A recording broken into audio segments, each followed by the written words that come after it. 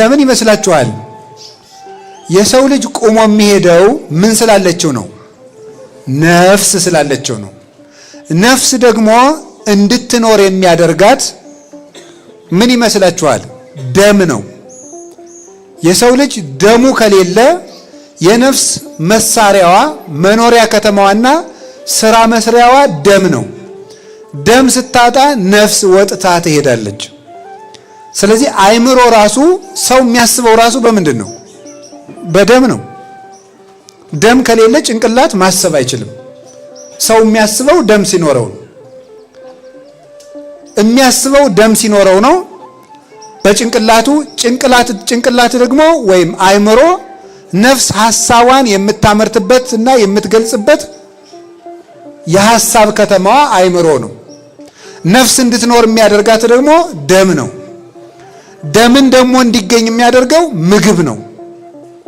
ስለዚህ ለነፍሳችሁ ለምትበሉት ያለበት ምክንያት ነፍስ በደም ምክንያት ስለምትኖር ነፍሳችሁ ከስጋችሁ ጋር እንድትኖር የሚያደርጋትን ስጋችሁ ደግሞ በነፍሳችሁ ምክንያት እንዲንቀሳቀስ የሚያደርገውን ምግብ ሐሳብ አድርጋችሁ አትጨነቁ አለ። ጸልዩ። የመጣላችሁን ሐሳብ ቁጭ ብላችሁ አስቡ። ስለ ነገር የምትጨነቁ የት ሀገር ነው የምኖረው? ሳረጅ ማን ይጦረኝ ይሆን? አንዳንዱ ደግሞ ከማን ጋር ሚስት ምን አይነት ባል? ስሩ ነው እንጂ ተጨነቁ አላለም። እና አትጨነቁ። እኔ ከማን በልጬ ነው? አብርሃም በድንኳን እኮ ነው የኖረ። ጌታዬ ወይ የዚህን ያህል ምን በድዬ ነው ጥሩ ስራ ማሰራኝ? ህይወቴ በመባከን አለቀ። ለምን አታሳካልኝም? የብዙ ምዕመናን ጥያቄ ነው። አብርሃም እድሜ ልኩን በድንኳን አይደል እንዴ የኖረ? እኛስ ከአብርሃም እንበልጣለን? ባልተሳካላችሁ ነገር አትጨነቁ። ትቀጠራላችሁ፣ ትባረራላችሁ። 3-4 ጊዜ ንግድ ትከፍታላችሁ፣ ትከስራላችሁ። አትጨነቁ። አሁንም ሞክሩ፣ አይሳካ። ከስራ ፈትነታችን የተነሳ ብዙ ባለሱቆች ያለ ስራ መቆም ክልክል ነው የሚለጥፈዋል። የማይሰራ ሰው ክርስቲያን አይደለም። ስሩ፣ ጥራችሁ ግራችሁ ቀሱ። የሆነች ነገር የምታሳካልኝ መቼ ነው? የራሴ ጎጆ የሚኖረኝ፣ የራሴ መጠለያ የሚኖረኝ። አከራዮቼ እኮ ጨቅጭቀው ገደሉኝ። አንዱ የሚበላው አጥቶ አስፋልት ላይ ያድራል፣ ረሃብ መሮታል። አንተ ደግሞ ለቤት ኪራይ የምከፍለው እያለ የአከራይዋ ጠባይ ነው የመረረ። አከራይ ይጨቀጭቃሉ፣ ደሞዝ እያጣሩ ይጨምራሉ፣ ሲወደድ ይጨምራሉ። እነሱ ያለ ቤት የተፈጠሩ አይመስሉም። እንደው ከእናታቸው ማህፀን ሲወጡ እንደው አንድ ቪላ እያያዙ የተወለዱ ነው የሚመስሉ። በምድር ላይ በጣም የሚከብድህ እውቀት ምንድነው ብትሉኝ ሰው ይባላል። ሰው መቼም ቢሆን ሊገባኝ አይችልም። በፊት የገባኝ መስሎ የመጨረሻ ተገልጦ የማያልቅ መጽሐፍ ሰው። እየሳቀ ነዶት ሊሆን ይችላል፣ እየሰጠ ሊቀማ ሊሆን ይችላል። አይታወቅም ምን እንዳሰበ። ከታመመ ሰው ሊጠይቁዳችሁ እንትና ይችን ጉረሻት እገሌ ጉረስ ብላ ሻይ እንጥምጥ አይባልም። ተውሎ እኔ እህል ከቀመስኩ ወሬ ነው እነሱ ይገላገላሉ ብሎ ማን ያማርራል? እግዚአብሔርን ያማርራል። ምግብ አልበላህ ካለ ይላል ጾምን ዋልና ሞክረው። አጫጭር ልብስ የለበሱ ሰዎች በተለይ እህቶቻችን አጫጭር ልብስ ለብሰው ሳይሏቸው እናቶች እንደው ሳይሏቸው አጭር ለብሰው ከዛ በግድ እንትኑን ወደ ታች እንደዚህ ሲያርጉት አይታችሁ ታውቃላችሁ። ቢሮ ሲመጡ እንደዚህ አድርገው በቃ ወደ ታች በደንብ ሊያስረዝሙ ነፍሳቸው ስለምታፈር ነው እንደዛ የሚያደርጉ። ቀዳዳ ልብስ ፋሽን ሆኖ መምጣቱ ነው። ሰው የመጨረሻ ማበዱን የማይሆን ይበዝ የመጨረሻ የተቀደደ ሱሪ ፋሽን ሆኖ ሲሸጥ አስባችሁታል? እግዚአብሔር የዓመት ረፍት ቢወጣ እንኳን ረፍት ወጥቶ እናት አብሮን እያለም ሊፈጁን ነው። እየሰራችሁ አልሳካ ካለ አትጨነቅለት። በንስሐ ድንግል ሆኖ ቅዱስ ሆኖ መኖር ይቻላል። የሥጋውን ማህተም ግን ማስተካከል አይቻልም። ውሃ ውስጥ የተጣለ ደብዳቤ መልሶ ይነበባል። ስለዚህ ክርስቶስ ውስጥ የጣልነው ዕዳችን መልሶ አይነበብም። የኃጢአት ራስ ተስፋ መቁረጥ ነው ይላሉ አባቶች። ተስፋ የቆረጠ ሰው ሌላ ኃጢአት ይጨምራል። የማታስተካክሉት ነገር ላይ አትጨነቁ። ለምንድን ነው የማንጨነቀው? ካልበላን ደም የለም፣ ደም ከሌለ ነፍስ የለም፣ ነፍስ ከሌለ መቆም የለም፣ መኖር የለም። እንዴት አንጨነቅም ብለን ስንጠይቀው እንዲህ ብሎ ይመልሳል። አኮኑ ነፍስ ተአጽብ እምሲሲት ይላል። ከምግብማ ነፍስ አትበልጥም ይላል። ከምግብማ ነፍስ አትበልጥም ምን ማለቱ ነው? አዲያ ጌታ ለምትበሉት አትጨነቁ ብሎ ሲያበቃ እንዴት ማንጨነቅ ስንለው እንዴ ከምግብማ ነፍስ አትበልጥም ማለት እና ብትበልጥሳ መብለጥና ማነሷ ሳይሆን ዋናው ነገር ምግብ የለም ነው። ለምን አንጨነቅም? እና ምን ማለቱ ይመስላችኋል? ከምግብማ ነፍስ አትበልጥም ማለት ይኸውላችሁ ምግብ ነፍስ እንድትኖር የሚያደርጋት ደም የሚመረትበትን ምግብ ለናንተ ከመስጠት ነፍስን መፍጠር አይበልጥም ወይ ማለቱ ነበረ። ነፍስን መፍጠር ይበልጣል ወይስ እንጀራን መስጠት ነው? እንጀራን ከመስጠትማ ነፍስ መፍጠር አይበልጥም? እንጀራን እኮ ዘመድም ይሰጣል፣ ባድም ይሰጣል፣ ጓደኛም ይሰጣል፣ ሰርተው ያገኙታል። ነፍስን ሰርቶ የሚሰጥ ጓደኛም ባልንጀራም ዘመድም የለም። ነፍስን ሰርቶ የሚያገኛት ባለሙያም ሊቅም የለም። እንግዲህ ባለሙያዎች የዓለም ጠበብቶችና ሳይንቲስቶች ሁሉ ብዙ ትልልቅ ነገር ሰርተዋል። በባህር ውስጥ የሚሄድ መርከብ ሰርተዋል። መንኮራኩር ሰርተው ጨረቃን አይተን መጥተናል ብለዋል። እኛ ላየንም ዙሮ አይተናል ብለዋል። ማርስ ላይም ቤት ልንሰራ ነው ብለዋል።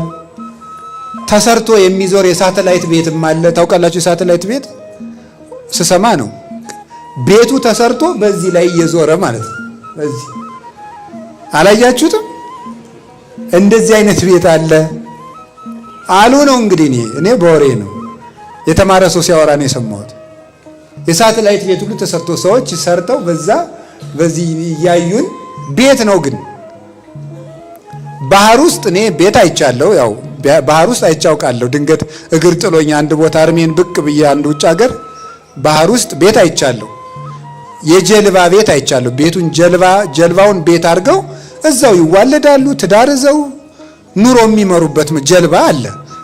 እንደዚህ አይነት አይቻለሁ። የሚዞር ቤት ደግሞ አለ። ይሄ ሁሉ ተሰርቷል።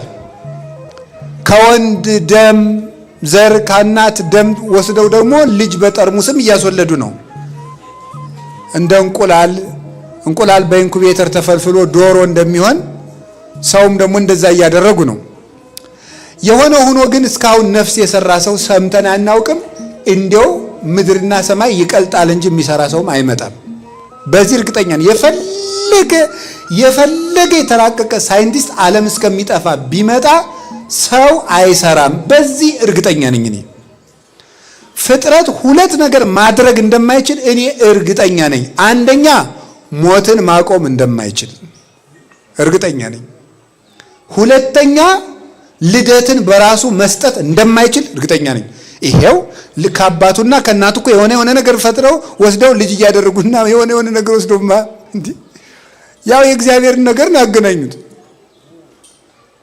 ያንማ ሲያረው ያማ እግዚአብሔር እኮ ነው እንጂ ሰራ። ታዲያ እነሱ ሰሩ ልንል ነው? እሱ አይደለም። ባልና ሚስትም እኮ አንድ ላይ ሲኖሩ ልጁ የእግዚአብሔር ነው። ባልና ሚስት ልጅ አይሰሩም። ልክ ባልና ሚስቱ አንድ የሚሆኑበትን ምስጢር ነው እነሱ ወስደው ይሄን ያደረጉ። በራሱ ግን ነፍስን የሚፈጥር ነፍስን የሚሰራ የለም።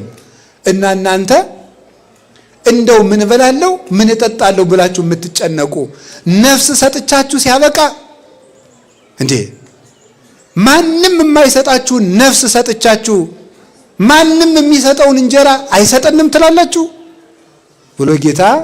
ስለዚህ ስለ ምግብ አትጨነቁ። እንዳትጨነቁ ደግሞ ንጽሩ አዕዋፈ ሰማይ፣ የሰማይ ወፎችን ተመልከቱ። እዚህ ወፍ የለም እናንተ ገዳም ቢሆን አሁን ብዙ ወፍ ነበር። እዚህ ምንም ወፍ የለም። ይገርማል። እንዴት ወፍም አላስቀምጣላችሁ እንዴ እናንተ? ሌላ ምን አላስቀምጣ ወፍም ያልክ ምን አላስቀምጥ ብለናል እንዳትሉኝ። አይ እኔ ምንም አታነካኩኝ ያልኩት ነገር የለም። ብቻ ብዙ ነገር አላስቀምጥ ብለናል። እና ብቻ ግን ወፍም መቀመጫ መጣች አንዲት። አሁን እዚህ እንደው ጥሩ ነው አለን ብላ እኮ ነው እንደው ስማችን አታጥፉ ብላ እዚው ፊት ለፊት መጣች። ይገርማል እኮ አንዲት ወፍ ናት። በጣም እንዴት ያለች መሰላችሁ? መሰለቻችሁ? ስለዚህ የሰማይ ወፎችን ተመልከቱ ነው። የሰማይ ወፎችን ስንመለከት ተመልክተን ምናደ እለ ኢይዘርኡ ወያአርሩ ወያስተጋብኡ ውስተ አብያት፣ የማይዘሩ የማያጭዱ በጎተራ የማይሰበስቡ ድልብ የሌላቸው እንደዚህ ዘመድ ደግሞ አካውንት የሌላቸው የሚያጠራቅሙበት ባንክ የሌላቸው ጓሮ የሌላቸው ወይም የንግድ ማዕከል የሌላቸው እስቲ ወፎችን ተመልከቱ።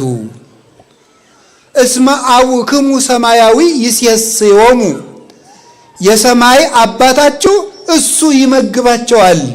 ቁጭ ብሎ ግን አየ ሊቃውንት ምን ይላሉ መሰላችሁ? የኢትዮጵያ ኦርቶዶክስ ተዋሕዶ ቤተክርስቲያን ሰነፍ ታደርጋለች ይላሉ አንዳንድ ሰዎች።